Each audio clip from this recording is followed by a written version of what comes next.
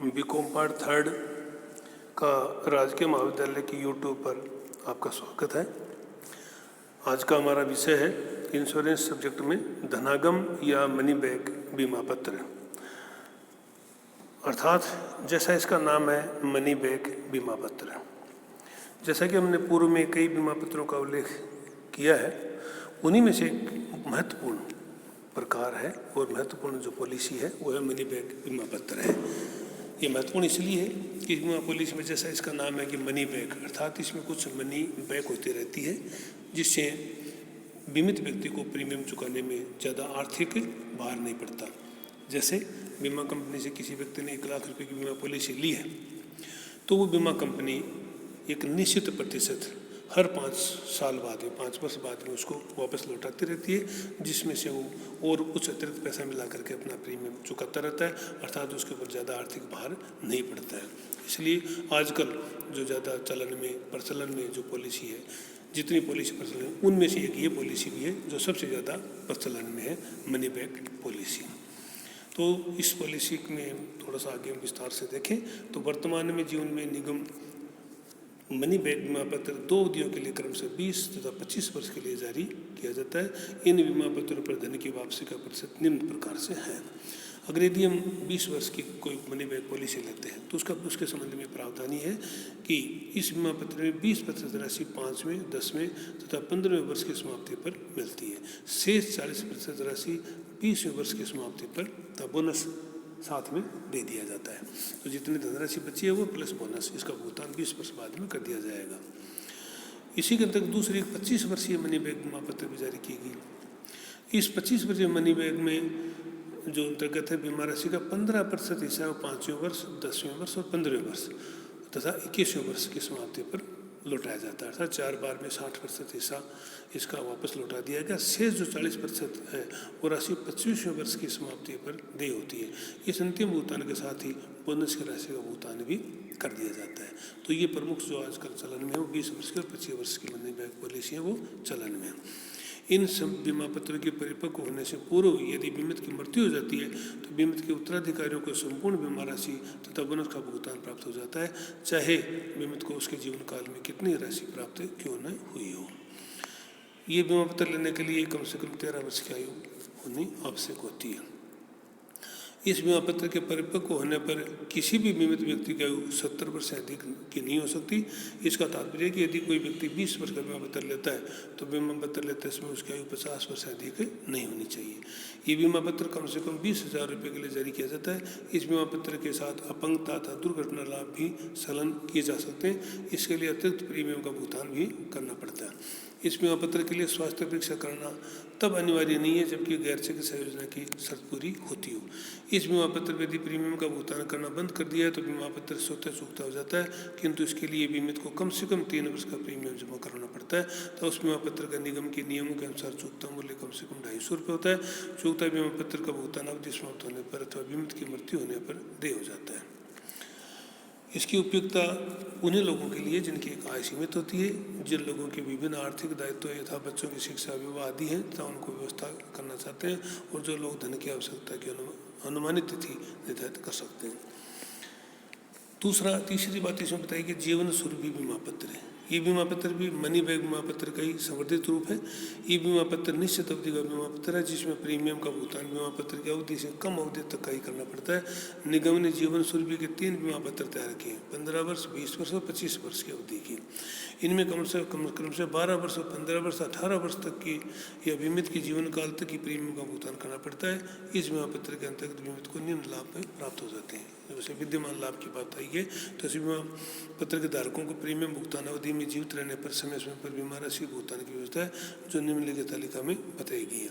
जैसे 1,000 रुपये की मूल बीमा राशि पर प्राप्त होने वाला लाभ है विद्यमान, अर्थात कौन से वर्ष के अंत पर उसको ये क्या लाभ मिलता है, बीमा पत्र की अवधि बताइए। तो इसमें 15 वर्ष की अवधि का अगर बीमा पॉलिसी लेंगे तो उसमें 1,000 रुपये की पॉलिसी ले तो उसको 4 वर्ष बाद में 300 रुपये मिल जाएंगे, 8 वर्ष बाद 300 मिल जाएंगे और 12 वर्ष बाद में उसको 400 मिल जाएंगे। इस तरह से उसको 600, 400, 1000 ये मिल जाएंगे। और 15 वर्ष की अवधि होने पर शेष 40% हिस्सा और बोनस का भुगतान उस व्यक्ति को कर दिया जाएगा। 20 वर्ष अगर पूरा होने पर तो 250, 8 वर्ष में 250, 12 वर्ष में 250, 15 वर्ष में 250, इस प्रकार इसका भुगतान होगा। 25 वर्ष में 200, 200, 200, 15 वर्ष में 200 और 18वें वर्ष में भी 200 रुपये का इस प्रकार से भुगतान है, और उसके बाद में उसका बोनस से भुगतान कर दिया जाएगा। इस प्रकार स्पष्ट है कि प्रीमियम भुगतान अवधि के अंत तक संपूर्ण बीमा राशि का भुगतान विद्यमान लाभ के रूप में हो जाता है। यद्यपि प्रीमियम भुगतान अवधि में ही संपूर्ण बीमा राशि का भुगतान विद्यमान लाभ के रूप में कर दिया जाता है, परंतु फिर भी जोखिम सुरक्षा योजना के लाभ में सहभागिता बीमा पत्र की अवधि तक जारी रहते हैं। इस बीमा पत्र में अगर मृत्यु हो जाती है तो फिर इसमें किस प्रकार का प्रावधान है? मृत्यु होने की स्थिति में कि बीमा राशि और उस पर निहित बोनस बीमित है वो नामित जो व्यक्ति है, नॉमिनी है, को दे दिए जाते हैं, और बीमित को भुगतान किए गए विद्यमान लाभों में इस राशि से कटौती भी नहीं की जाती है। तो इस योजना के अंतर्गत मृत्यु की दशा में मूल बीमा राशि तथा बोनस के अतिरिक्त निम्नांकित तालिका के अनुसार एक अतिरिक्त धनराशि का भुगतान किया जाता है। जैसे मृत्यु होने पर 1000 रुपये की मूल बीमा राशि का कोई बीमा है तो उसमें अतिरिक्त जो धनराशि है, जो पॉलिसी के कितने वर्षों के बाद में जो पूर्ण होती है या कितने वर्षों के बाद व्यक्ति की मृत्यु होती है, उसमें कितना भुगतान कर दिया जाएगा। तो 1000 रुपये की पॉलिसी है और व्यक्ति की कौन से वर्ष के बाद में मृत्यु होती है, जिनमें अवधि दी गई है कि 15 वर्ष, 20 वर्ष, 25 वर्ष की अलग अलग बीमा पॉलिसी होती है। तो 15 वर्ष वाली जो पॉलिसी लेता है उसमें 5 वर्ष की अवधि में कोई भुगतान नहीं होगा। 5 वर्ष की अवधि में व्यक्ति मर जाता है तो उसका कोई भुगतान नहीं होगा। 6ठे से 10वें वर्ष के बीच में अगर भुगतान होता है तो उसे 1000 में से 500 रुपये दे दिए जाएंगे, और 15 वर्ष कंप्लीट होने पर उसे 1000 और दे दिए जाएंगे। अगर 15वें वर्ष में 11 से 15 वर्ष के बीच में मृत्यु होती है तो उसको 1000 प्लस 1000 जो पॉलिसी है और प्लस बोनस ये भुगतान और कर दिया जाएगा। इसमें 20 वर्ष की पॉलिसी प्रावधान है कि 5वें वर्ष तक उसका कोई भुगतान नहीं होगा। 6ठे से 10वें वर्ष में मरने पर 500 रुपये प्लस उसकी जो पॉलिसी है 1000 रुपये की वो प्लस बोनस ये भुगतान कर दिया जाएगा। इसी तरह से अगर 11 से 15 साल के बीच में अगर उसकी मृत्यु होती है तो 1000 रुपये दिए जाएंगे प्लस 1000 पॉलिसी और बोनस। इसी तरह से अगर 20वें वर्ष तक डेथ होती है तो 1500 रुपये प्लस 1000 पॉलिसी और प्लस बोनस ये भुगतान कर दिया जाएगा। इसी वर्ष इस तरह से 25 वर्ष के भी ये प्रावधान किया गया है। 500, 1000, 1500 और 20वें 25 में 2000 रुपये मिल जाएंगे, और उसके बाद 1000 प्लस बोनस ये भुगतान कर दिया जाता है व्यक्ति को। तो इससे स्पष्ट है कि इस योजना में प्रत्येक 5 वर्ष बाद जोखिम सुरक्षा में 50% की वृद्धि हो जाती है। इसमें प्रीमियम भुगतान की अवधि के बाद ही बीमा अवधि तक मूल बीमा राशि, अतिरिक्त धनराशि तथा बोनस की राशि प्राप्त करने का अधिकार बना रहता है।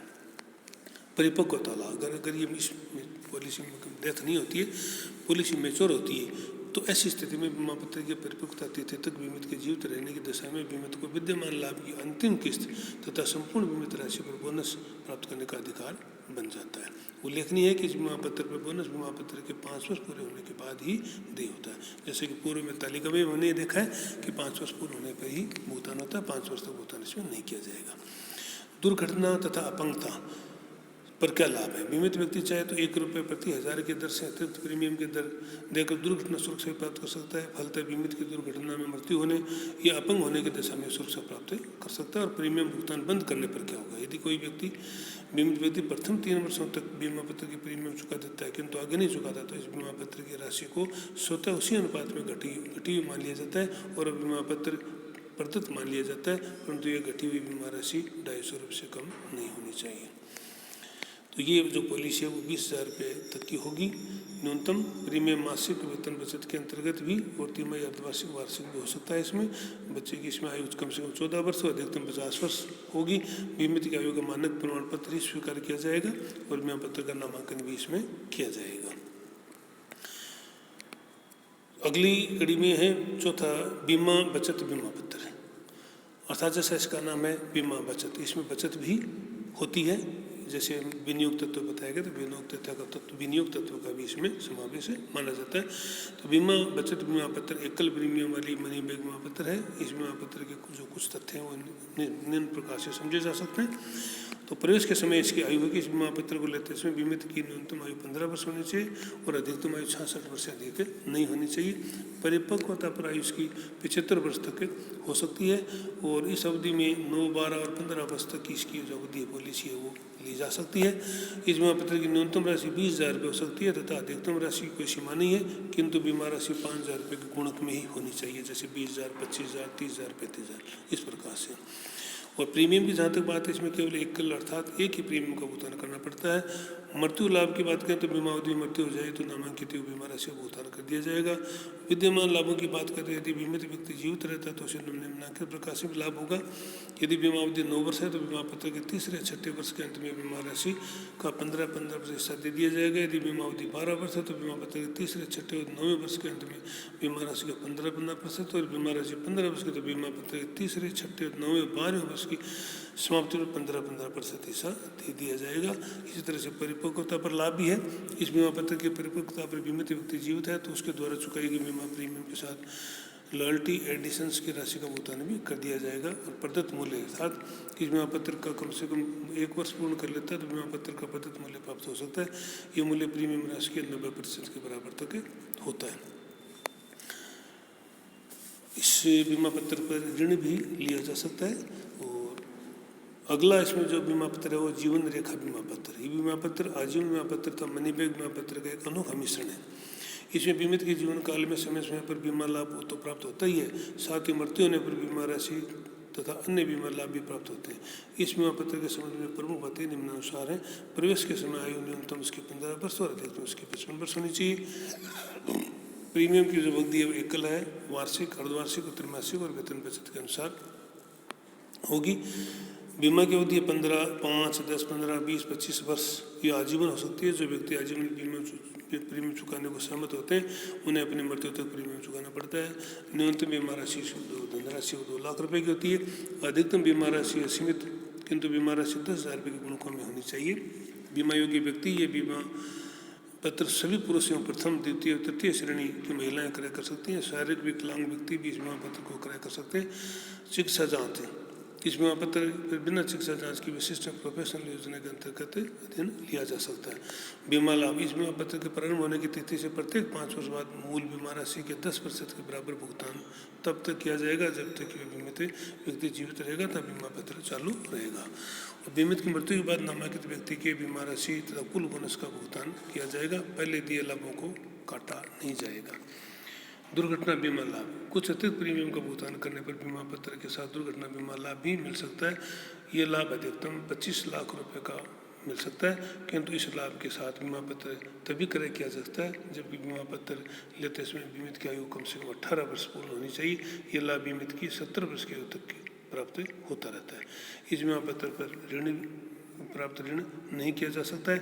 समर्पण मूल्य, इस बीमा पत्र का समर्पण भी किया जा सकता है, किंतु निगम अभी से बीमा पत्र को जारी नहीं करता है। धन्यवाद।